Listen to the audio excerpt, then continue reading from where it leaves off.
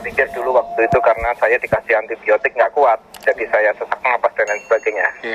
Tapi antibiotiknya diberhentikan. Nah, setelah saya mendapat sertifikat negatif, jadi lulus saya, Mas. Tapi 2 minggu kemudian timbul efek di tubuh saya itu masih sering sesak napas, di paru-paru kayak ada gelembung-gelembung gitu. Nah, ketika saya periksa kan dokter bilang secara imunitas tidak ada lagi COVID di tubuh saya. Secara imunitas sudah tidak ada.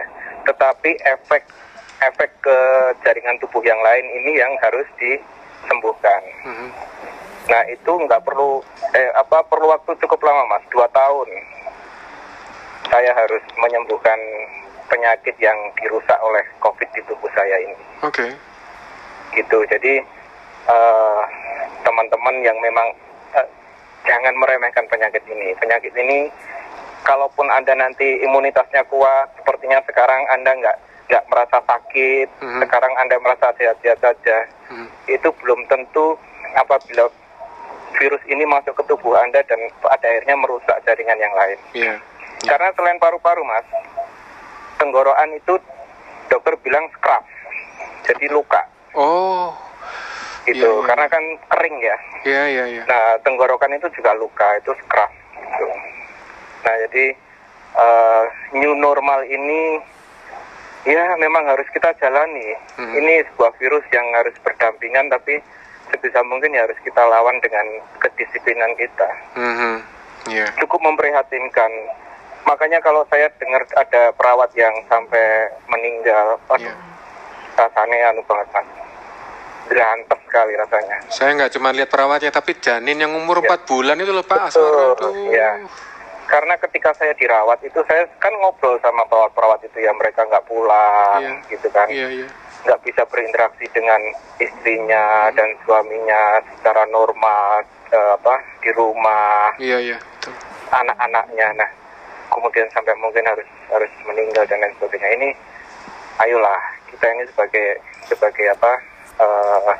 sesama yang harus saling inilah, jangan. Iya, Mas. Ini new normal ini agak berat nanti memang dijalankan. Iya, karena kita hidup normal dengan aturan baru ini kan belum tentu semua orang bisa menjalani ya, Mas Imam ya. Iya.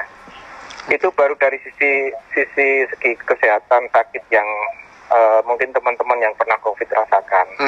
Belum dari sisi moral, sosial di lingkungan yang dia terima. Karena saya pernah cerita, Mas, saya kan sempat harus pindah rumah. Saya sempat harus mengasingkan diri. Ya, didatengin, di teror WA dan lain sebagainya. Nah, ini corona ini hampir merusak segala sendi sosial, sendi ekonomi, semuanya ini dibikin berantakan. Tapi ya memang kalau kita harus berdampingan, ya harus kuat-kuat aja. Iya, Mas Imam. Iya, setuju saya. Iya. Nah itu, jadi yang masih sehat, ojo sampai kena COVID. Jangan sampai, bener. Lorone itu,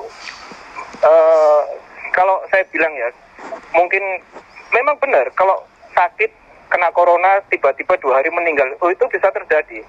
Saya waktu sakit, Mas, nggak bisa napas itu sampai gedruk-gedruk saya. Sampai pakai alat bantu begitu?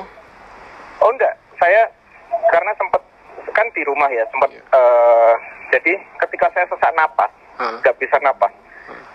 Jenengan tahu gedruk-gedruk, Mas. Jadi saya sampai, kaki saya tuh sampai saya hentak-hentakan gitu. Gitu pokoknya. Kayak mau ambekan kangel ya. Sudah dipesen jangan sampai membungkuk. Kalau sesak napas ojo bungkuk, karena orang kan bungkuk ya. Nah, jadi harus tetap, bener. Jadi lehernya tuh kayak diikat kawat gitu, klak gitu. Itu mesti lewat pasti. Kalau yang nggak kuat. Jadi benar, kalau yang kena COVID terus ada yang bilang PDP, dianggap PDP 4 hari kemudian meninggal. Loh iya, karena dia kadang-kadang nggak merasakan tubuhnya itu nggak cuma sesak napas, tapi tubuh yang lain mungkin sudah diserang. Itu.